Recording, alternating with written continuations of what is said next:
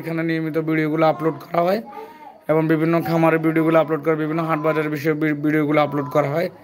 আমি সাধারণত কৃষি নিয়ে কাজ করি, যেহেতু আমি উপজেলা প্রাণী সম্পদ অধিদপ্তরে আছি, আমি একজন এলএসপি হিসেবে নিয়োজিত আছি। যেহেতু আপনাদের সাথে আমার এই ভিডিওগুলো ছাড়া এবং আপনারা কোন সময় কী করতে হবে না করতে হবে বিষয়গুলো আমি সবসময় বলে আসছি। তো যাই হোক, আপনারা অবশ্যই আমার সাথে থাকবেন এবং আমার চ্যানেল অবশ্যই আপনারা আমার লাইক কমেন্ট করবেন, শেয়ার করবেন। তো গবাদি পশুকে কেন টিকা দিবেন? আমাদের দেশে সাধারণত সবচাইতে গবাদি পশুর যে রোগটা হয় সেটা হচ্ছে খুরা রোগ। খুরা রোগে সবচাইতে আমাদের দেশের গবাদি পশুগুলো সবচাইতে বেশি মারাত্মকভাবে ক্ষতিগ্রস্ত হয় এই রোগে আক্রান্ত হলে, এবং গবাদি পশুর ফাঁয়ে ফোসকা উঠে, মানে মুখ দিয়ে লালা বের হয় এবং জ্বর থাকে 106 ডিগ্রি বা ফারেনহাইটের উপরে। তো এই যে খুরা রোগ থেকে বাঁচতে হলে আমরা অবশ্যই খুরা রোগের টিকা দেওয়া অবশ্যই বাঞ্ছনীয়। টিকা দিতে হবে, টিকার কোনো বিকল্প নেই। আপনারা যারা খামার করবেন অবশ্যই উপজেলা প্রাণী সম্পদ অধিদপ্তর থেকে আপনারা খুরা রোগের টিকা সংগ্রহ করতে পারেন। সেই সাথে আপনারা বাজারে বিভিন্ন কোম্পানির ভ্যাকসিনগুলো কিনতে পাওয়া যায়, আপনারা সেগুলোও দিতে পারেন। সে সবচাইতে খুরা এই রোগটা সবচাইতে মারাত্মক। এর সাথে আরেকটা মারাত্মক ব্যাধি হচ্ছে, সেটা হচ্ছে এলএসডি, যেটাকে বলা হয় lumpy skin disease. Lumpy skin disease রোগে গরুর গায়ে ফোসকা উঠে থাকে, গায়ে জ্বর থাকে 106 ডিগ্রির উপরে। এই ধরনের ফোসকাগুলো উঠার ফলে গবাদি পশু মারাত্মক একটা আক্রান্ত হয়। তা আমাদের দেশে এই রোগটা এসেছে ভারত থেকে, এবং আমরা জানেন ভারত থেকে বিভিন্নভাবে গরু চোরাচালানের মাধ্যমে এই বাংলাদেশে এই রোগটা ধরা পড়ে 2013 সালে। এই হলো বিষয়। আপনার গবাদি পশুকে অবশ্যই আপনার সুরক্ষা দিতে হলে অবশ্যই আপনাকে টিকা দিতে হবে, টিকার কোনো বিকল্প নেই, টিকা দিতে হবে। টিকা আপনি উপজেলা প্রাণী সম্পদ অধিদপ্তর থেকে BLR Bangladesh live stock research institute থেকে তারা টিকাগুলো উৎপাদন করে এবং আপনারা সেখান থেকে সংগ্রহ করতে পারেন। যে সকল রোগের টিকাগুলো দিবেন, খুরা, তটকা, বাদলা, লাম্পি স্কিন ডিজিজ রোগগুলো টিকা দিলে আপনার গবাদি পশুকে আপনি অবশ্যই সুরক্ষা দিতে পারবেন। সেই সাথে আপনার খামারটিকে আপনি অনেক দিন পর্যন্ত লাস্টিং করতে পারবেন।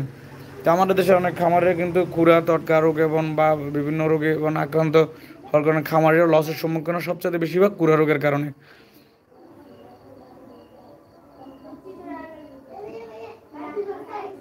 মিস্টার আয়ান, অবশ্যই যারা আমার লাইভটি শুনতে পাচ্ছেন অবশ্যই আমাকে কমেন্ট করে জানাবেন, আমার কথাগুলো কি শোনা যাচ্ছে অবশ্যই কমেন্ট করে জানাবেন।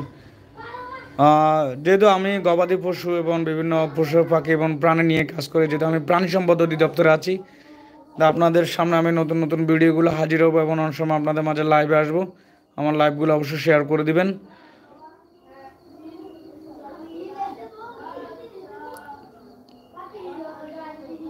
তো কে কোথা থেকে দেখছেন অবশ্যই আমাকে একটু কমেন্ট করে জানান। এই মুহূর্তে আমি 5 জনকে দেখতে পাচ্ছি, এবং ভাই আপনারা কোথা থেকে দেখছেন অবশ্যই আমাকে কমেন্ট করে জানালে আমি খুশি হব। তো যাই হোক, গবাদি পশু আপনারা যারা লালন পালন করবেন, গবাদি পশুর খামার দিতে চান, অবশ্যই আমি বলবো ভালো করে প্রশিক্ষণ নিতে হবে। প্রশিক্ষণে কোনো জুড়ি না, প্রশিক্ষণ দিয়ে আপনাকে অবশ্যই খামারটা শুরু করতে হবে। প্রশিক্ষণবিহীন খামার করা মানে হচ্ছে আপনি একেবারে আপনার টাকাটা অথৈ জলে ঢেলে দেওয়া। তো সুতরাং আপনার আশেপাশে যারা এরকম ধরনের খামারগুলো করেছে, যারা খামার করে জীবিকা নির্বাহ করে, যারা খামার করে এত বড় হয়েছেন, তাদের কাছ থেকে আপনারা পরামর্শ নিতে পারেন। পরামর্শের জন্য আমাদের জন্য আপনারা অবশ্যই সপ্তাহব্যাপী, মাসব্যাপী বা বিভিন্ন আমাদের উপজেলা প্রাণী সম্পদ অধিদপ্তর বিভিন্ন প্রশিক্ষণগুলো দিয়ে থাকে, মোটা তাজাকরণ এবং ডেয়ারির উপর আমাদের উপজেলা প্রাণী সম্পদ অফিসগুলো সারা বছর ট্রেনিং দিয়ে থাকে। এর পাশাপাশি আপনার উপজেলা যুব উন্নয়ন অফিসেও যোগাযোগ করতে পারেন। তারাও কিন্তু বিভিন্ন 3 মাস 6 মাস ব্যাপী গবাদি পশু প্রশিক্ষণগুলো দিয়ে থাকে। তো জাত উন্নয়ন বিষয়গুলো অনেকগুলো বিষয় লক্ষ্য রাখতে পারেন। জাত উন্নয়নের বিষয়গুলো আপনারা বিবেচনা রাখবেন। কোন কোন জাতের গরুগুলো আপনারা লালন পালন করবেন, কোন কোন জাতেরগুলো দ্রুত গ্রোথ বৃদ্ধি পায়, কোনগুলো মাংসের জাত, এবং এই ধরনের জাতগুলো অবশ্যই চিনবো। আমি আরেকদিন আপনাদের লাইভে আসবো, লাইভে এসে আপনাদেরকে বিভিন্ন বিষয়গুলো নিয়ে আমি বলবো। তো এই পর্যন্ত সবাই ভালো থাকবেন, সুস্থ থাকবেন, আশা করি সবাই ভালো আছেন।